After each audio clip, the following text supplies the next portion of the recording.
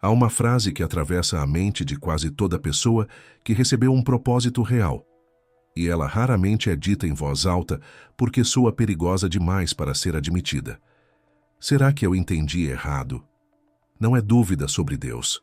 É dúvida sobre si mesmo, instalada bem no meio do peito. No exato momento em que você compara o tamanho do que foi revelado com o tamanho de quem você é hoje e sente o chão balançar. Porque ninguém te avisa sobre isso. Ninguém te prepara para o dia em que a promessa parece grande demais e você parece pequeno demais para carregá-la.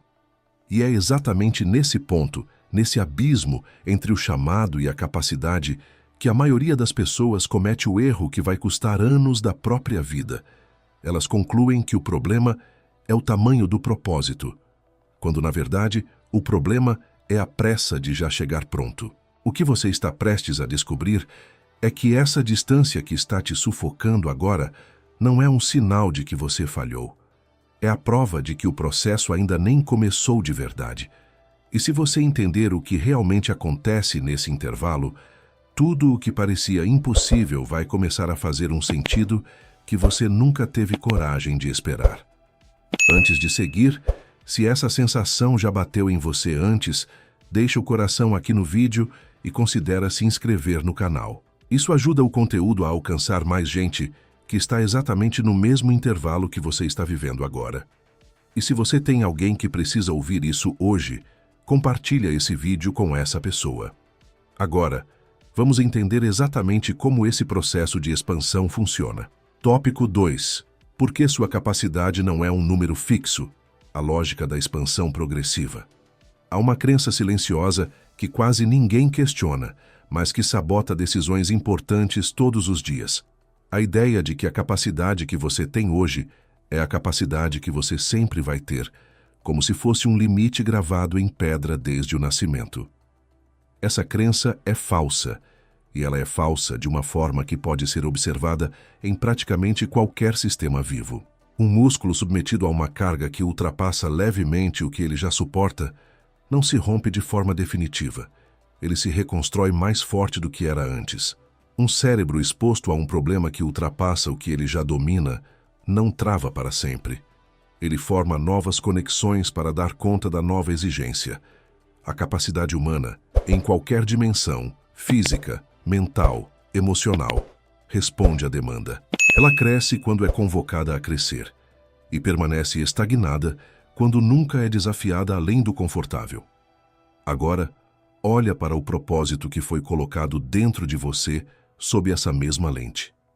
Se ele parece maior do que sua estrutura atual consegue sustentar, isso não é evidência de um erro de destinação. É evidência de que esse propósito está funcionando exatamente como uma convocação deveria funcionar. Um pouco à frente de onde você está, puxando você para um crescimento que jamais aconteceria se a exigência fosse do tamanho exato da sua zona de conforto atual. Um chamado do tamanho da sua capacidade presente não exigiria fé nenhuma, não exigiria transformação nenhuma, bastaria manter o que já existe. E ninguém atravessa décadas de vida sustentado por algo que nunca pediu nada, além da manutenção do óbvio. Filipenses fala de uma obra que começa e caminha até ser completada, e essa palavra completada já denuncia que existe um trajeto entre o ponto de partida e o ponto de chegada. Não existe processo sem distância a ser percorrida.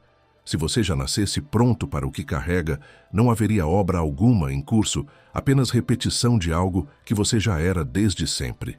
O desconforto que você sente ao medir o tamanho do propósito contra o tamanho da sua estrutura atual não é falha de caráter. É o atrito que precede toda expansão real, o mesmo atrito que qualquer sistema vivo enfrenta antes de se tornar mais capaz do que era. A diferença entre quem atravessa esse atrito e se torna a versão exigida pelo propósito e quem desiste no meio do caminho quase nunca está no tamanho do desconforto inicial. Está na interpretação dada a ele. Quem interpreta o desconforto como prova de inadequação tende a encolher o próprio propósito, até ele caber confortavelmente no que já é hoje, abandonando silenciosamente o que foi revelado. Quem interpreta o mesmo desconforto como o próprio mecanismo de expansão Tende a permanecer em movimento, mesmo sem se sentir pronto, porque compreendeu algo decisivo.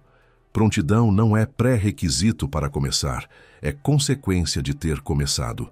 Inverter essa ordem, esperar sentir-se pronto para só então dar o primeiro passo, é o motivo pelo qual tanta gente carrega um chamado genuíno por anos sem nunca vê-lo se materializar em algo concreto. Tópico 3. A pressa de chegar. O erro de tentar ocupar um propósito antes de ser expandido para ele.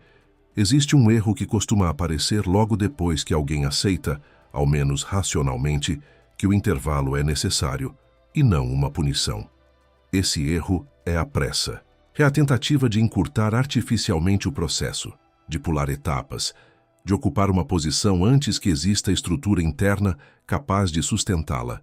Esse erro engana porque, na superfície, ele se disfarça de coragem. Parece fé em movimento, parece a recusa corajosa de ficar parado esperando. Mas existe uma diferença essencial entre agir com fé dentro de um processo de construção e forçar a ocupação de um espaço para o qual a base ainda não foi erguida. Pensa em qualquer disputa estratégica de verdade, seja no mundo dos negócios, no esporte de alto nível, ou em qualquer campo onde posição e tempo decidem o resultado final. O erro mais comum de quem perde raramente é falta de ambição. É avançar antes que a estrutura esteja pronta para sustentar aquele avanço. Um exército que ocupa território sem linha de suprimento organizada, sem comunicação segura, sem retaguarda estabelecida, não está sendo corajoso. Está se posicionando para o próprio colapso, por mais impressionante que o avanço pareça no primeiro momento. O mesmo princípio governa você e o propósito que carrega. Ocupar prematuramente o espaço que ele reserva, sem que caráter, discernimento e resistência emocional tenham sido construídos, não é fé. É exposição desnecessária a uma queda que poderia ter sido evitada. Esse colapso segue um padrão reconhecível. Alguém recebe uma visão clara do que está por vir e, tomado pela euforia da revelação, começa a agir como se já tivesse alcançado aquele estágio. Assume responsabilidades para as quais ainda não tem discernimento suficiente. Aceita visibilidade para a qual ainda não tem estabilidade emocional suficiente. Toma decisões de grande impacto com uma estrutura de caráter que ainda está sendo formada. E quando a pressão inevitável dessas responsabilidades encontra uma base que ainda não estava pronta, o resultado quase sempre se repete. Exaustão, decisões mal julgadas, relações danificadas e uma sensação devastadora de fracasso que, na verdade, nunca foi fracasso de propósito. Foi apenas a consequência previsível de ter chegado cedo demais a um lugar que ainda exigia preparo. O oposto da pressa não é a inércia, não é ficar parado esperando um sinal externo autorizar o movimento. O oposto da pressa é o movimento calibrado. Agir na medida exata da sua capacidade atual, expandindo essa capacidade de forma consistente, sem tentar simular, através de posição ou aparência, uma maturidade que ainda não foi conquistada por dentro. Isso exige uma honestidade que incomoda, a disposição de admitir, sem vergonha, que você ainda não está pronto para certas coisas, mesmo que elas façam parte do destino final que você enxerga. Essa honestidade, longe de ser fraqueza, é exatamente o tipo de discernimento que separa quem constrói algo sólido de quem constrói algo que desaba na primeira pressão séria que a vida impõe. Tópico 4. O treino invisível. O que se constrói nas tarefas pequenas que ninguém está vendo.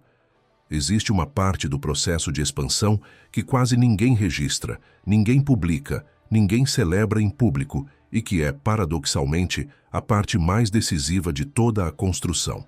É o treinamento que acontece nas tarefas pequenas, nos espaços onde ninguém está observando, nos momentos em que o esforço investido não vai gerar reconhecimento imediato, nem retorno visível que justifique aos olhos de fora o trabalho realizado. É exatamente nesse território invisível que a estrutura necessária para sustentar o propósito maior é erguida, decisão por decisão, sem plateia e sem aplauso. Pensa em alguém que se prepara longe dos holofotes para uma responsabilidade que um dia vai exigir decisões que afetam muitas vidas. Antes de chegar nesse ponto, essa pessoa provavelmente vai atravessar anos lidando com escolhas pequenas, aparentemente distantes da grandeza do propósito final. Vai lidar com conflitos pequenos que exigem maturidade emocional real. Vai administrar recursos limitados que exigem sabedoria genuína. Vai enfrentar pessoas difíceis em contextos sem nenhuma visibilidade. Situações que exigem exatamente o tipo de paciência e discernimento que, mais adiante, vão se tornar essenciais quando a escala do propósito aumentar. A fidelidade demonstrada nesses espaços pequenos não é um desvio do caminho até o propósito maior. É o próprio caminho, disfarçado de algo menor.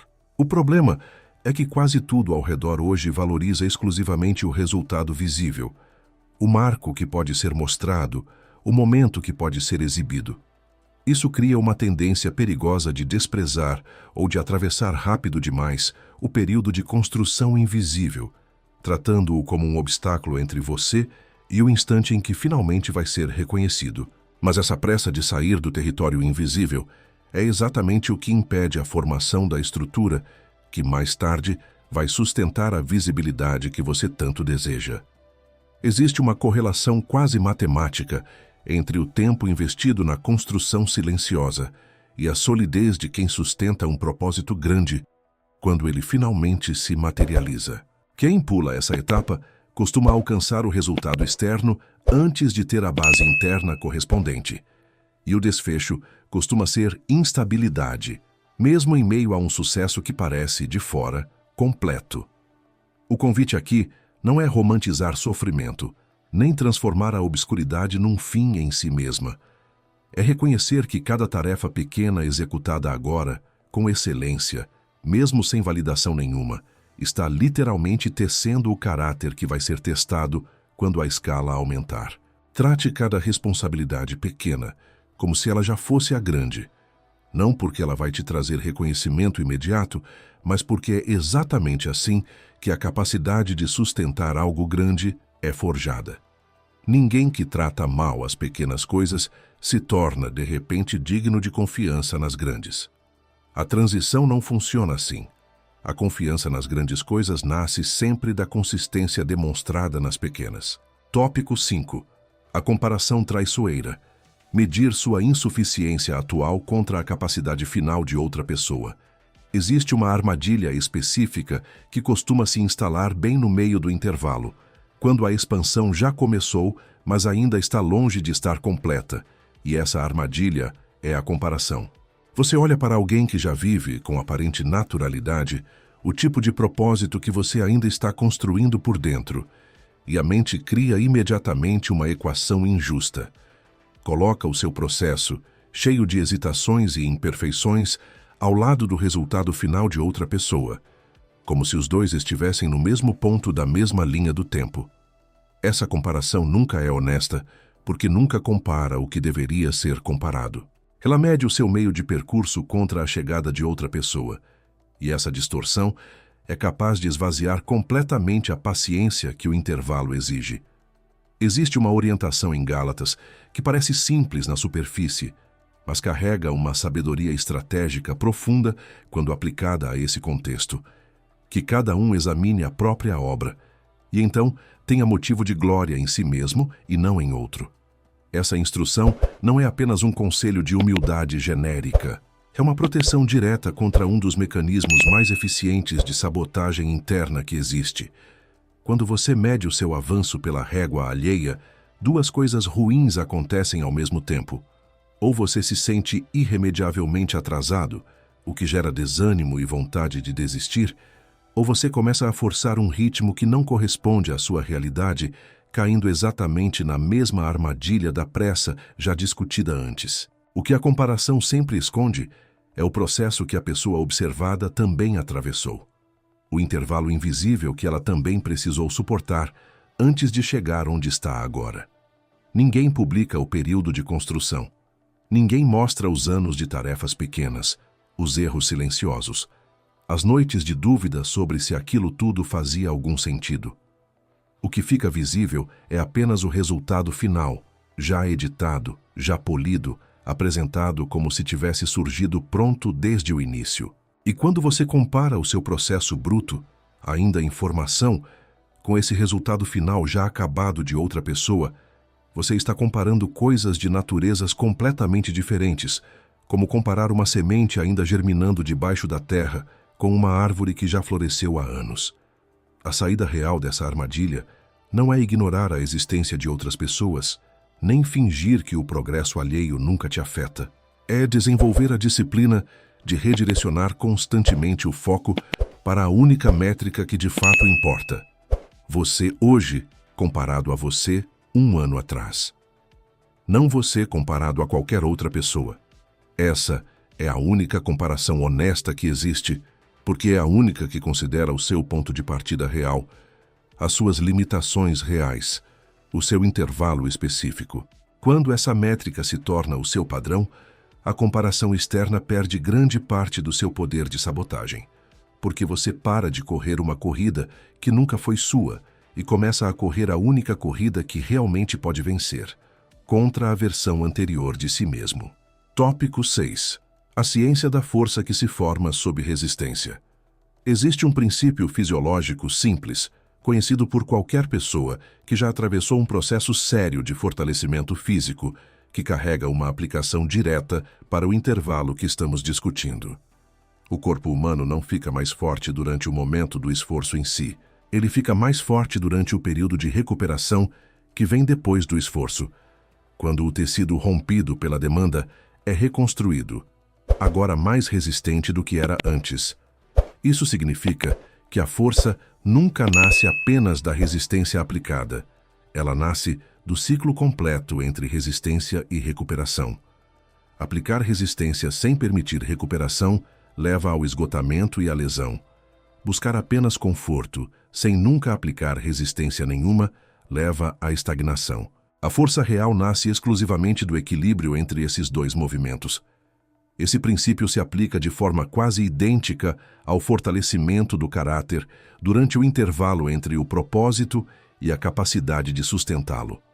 As dificuldades que você atravessa, os momentos de pressão real, os desafios que parecem maiores do que você consegue suportar, funcionam como a resistência que rompe estruturas antigas e insuficientes. Mas se você não permite períodos de recuperação genuína, de descanso real, de reconexão consigo mesmo, o resultado não é fortalecimento, é desgaste progressivo. Muita gente que carrega um propósito verdadeiro comete o erro de tratar cada momento de pausa como perda de tempo, como traição ao compromisso com o chamado, e acaba entrando num ciclo de esforço contínuo, sem recuperação, que, de forma paradoxal, sabota exatamente a expansão de capacidade que o esforço deveria estar produzindo. Existe uma diferença importante entre descanso e fuga. Descanso é a pausa intencional que permite ao sistema interno absorver e consolidar o que foi vivido durante o período de resistência. Fuga é o afastamento que evita completamente a resistência necessária, buscando apenas conforto permanente e indefinido. O intervalo saudável entre o propósito e a capacidade exige os dois movimentos em equilíbrio.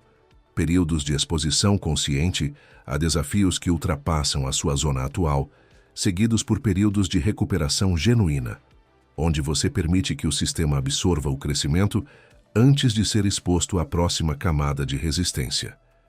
Ignorar qualquer um dos lados dessa equação compromete todo o processo de fortalecimento. Isso também explica por que tantas pessoas com propósitos genuínos desmoronam justamente quando estão mais perto de ver esse propósito se materializar. Elas passam anos aplicando resistência sobre si mesmas, sem nunca construir o hábito da recuperação, até que o sistema, mesmo tendo crescido em capacidade, chega esgotado demais para sustentar o peso que finalmente se apresenta na hora certa. A verdadeira sabedoria do intervalo não está apenas em suportar pressão. Está em aprender o ritmo correto entre suportar e recuperar, entendendo que os dois movimentos, juntos e nunca isoladamente, são o que constrói uma capacidade sólida e sustentável para carregar aquilo que foi revelado a você. Tópico 7. A mudança que precisa acontecer em você, não na sua circunstância. Chega um momento no meio desse processo em que fica claro que o principal obstáculo entre você e o seu propósito não é a circunstância externa, não é a falta de oportunidade, não é a ausência de recursos, não é sequer a falta de tempo. O principal obstáculo é quem você ainda é por dentro, comparado a quem o propósito exige que você se torne. Essa constatação pode parecer desanimadora à primeira vista, mas na verdade ela é libertadora, porque desloca o foco de algo que você não controla, as circunstâncias, para algo sobre o qual você tem influência real, a sua própria formação interior. Provérbios traz uma observação de precisão quase científica para os padrões da época em que foi escrita, sobre como o pensamento interno de uma pessoa determina o que ela se torna. A ideia central é que a transformação externa que você deseja ver, a materialização do propósito no mundo real, é precedida quase sempre por uma transformação interna na forma como você pensa sobre si mesmo, sobre suas capacidades, sobre o que é possível. Isaías reforça essa mesma lógica ao falar de algo novo brotando, algo que ainda não é percebido, indicando que a novidade que Deus promove geralmente não começa como um evento externo visível, começa como uma reconfiguração interna que só depois se manifesta em circunstâncias transformadas. Isso muda completamente a forma como você deveria estar usando o tempo do intervalo agora. Se o principal trabalho a ser feito é interno, então esperar que as circunstâncias mudem primeiro, para só então mudar internamente, é inverter a ordem natural do processo inteiro. A pergunta que deveria estar guiando o seu tempo não é quando as portas vão se abrir, mas quem eu preciso me tornar para que quando essas portas se abrirem, eu já tenha a estrutura interna necessária para atravessá-las e permanecer do outro lado sem desabar. Essa mudança de pergunta transforma completamente a experiência do intervalo. Ele deixa de ser um período de espera passiva por circunstâncias externas e se torna um período de construção ativa de identidade. A identidade que sustenta um propósito grande não é a mesma identidade que sonha com esse propósito à distância, com admiração e insegurança misturadas. Existe um processo de renovação interna que precisa acontecer. Uma mudança na forma como você se enxerga, fala consigo mesmo, reage à pressão, lida com incerteza. Essa mudança não acontece automaticamente com a simples passagem do tempo.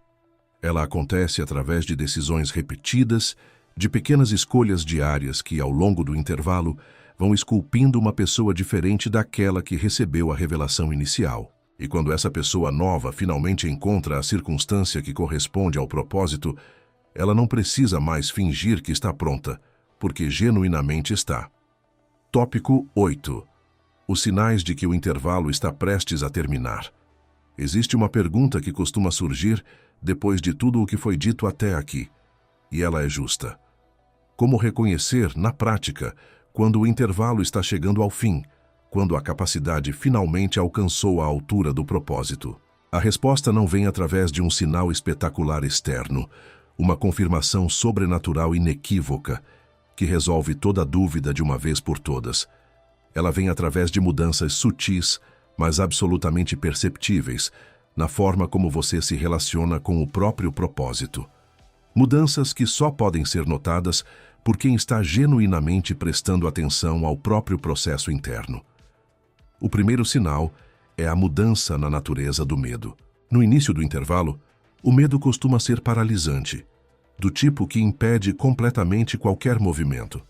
Perto do fim do intervalo, o medo ainda existe, porque coisas grandes sempre carregam algum grau de risco genuíno, mas ele deixa de ser paralisante e passa a ser administrável. Você sente o desconforto, mas ele não te impede mais de agir. Essa transição de medo paralisante para medo administrável é um dos indicadores mais confiáveis de que a estrutura interna se fortaleceu o suficiente para sustentar o próximo passo do caminho. O segundo sinal é a mudança na relação com a pressão externa.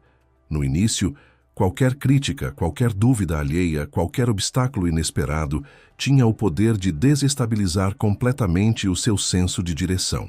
Perto do fim do intervalo, essas mesmas pressões continuam existindo, Mas elas deixam de ter o poder de te desviar do rumo, porque a convicção interna se tornou mais sólida do que a opinião externa jamais conseguiria ser. O terceiro sinal, talvez o mais revelador de todos, é uma mudança sutil na forma como você fala sobre o propósito.